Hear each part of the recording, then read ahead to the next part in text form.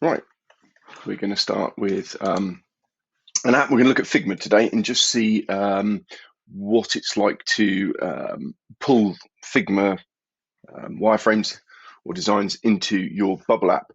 Bubble launched a feature a couple of months back that actually embeds Figma import directly into Bubble. So if you go to your app and you go to settings and you go to general, you'll see down at the bottom here, you've got a thing called design import. It only supports Figma currently.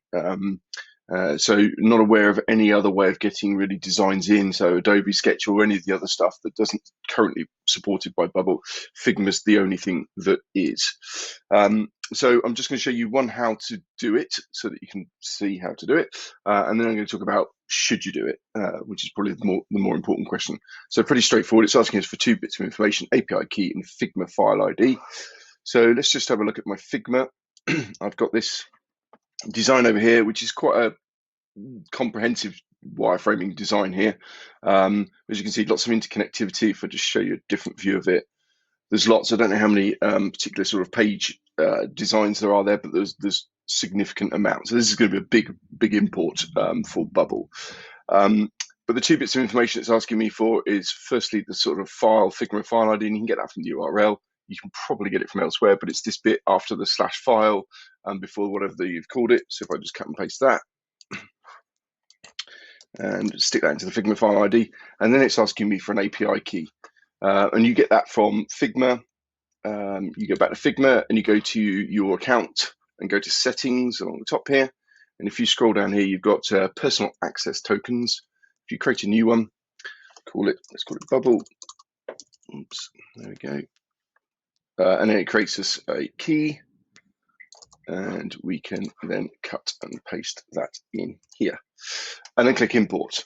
Now, I've already done that because it takes quite a while. I can't remember exactly how long. I think I went and made a cup of tea, but it was like 15, 20 minutes or something for it to import into Bubble.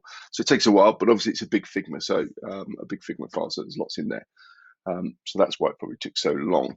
So that is all now come across. So everything you see here in this mess, or maybe more, everything you see here has been imported now into Bubble. And we can see that because it's created me literally hundreds of pages, maybe not hundreds, but definitely tens of pages there have been created, etc. So if we go look at one, let's have a look at account details. So pulled it in. It's pulled it in. Actually, on the face of it, it looks pretty good. If I try and find the equivalent over here, there we go. So that's the equivalent inside the Figma file. And here's the Bubble as a comparison. Looks pretty good. You think, great, it's done a great job. However, when you look at the detail here, what you realize is that everything is a rectangle. So these are not groups. This is not a drop down. This is a rectangle. This is not a drop down. This is a rectangle. This is not a button. This is a rectangle. So although it's giving you the design elements, it's actually not really saving you that much time, because now I have to go through and actually replace all of these with the actual visual elements. So I need to replace this with a button, I need to replace this with a drop down, etc. The other major challenge is that realistically on this Figma, although these are showing as separate transitions, which they would be, what's the only thing that I guess the Figma to Bubble translation has been able to do is create me a new page. Well, realistically, these are not new pages. They are probably appearing groups on an existing page. So, you know, what I've got here is, I don't know, let's say 100 pages there. Realistically, it probably should be 20 or something like that, maybe less than that, 10. And all these should be appearing groups, because when I click next, the next, account information, fill out, onboarding process would appear. But what Bubble's done with this Figma translation, probably because that's the only thing it can do, being realistic, it would be difficult for it to figure out, well, that should be a group, not a new page. It's created me a page. So have I saved myself any time? No, probably not. I've probably caused myself more hassle than I've saved.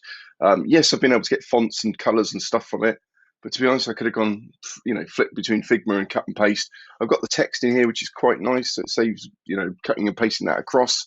The text boxes, are workable, but that's about the only thing. So is it worth it?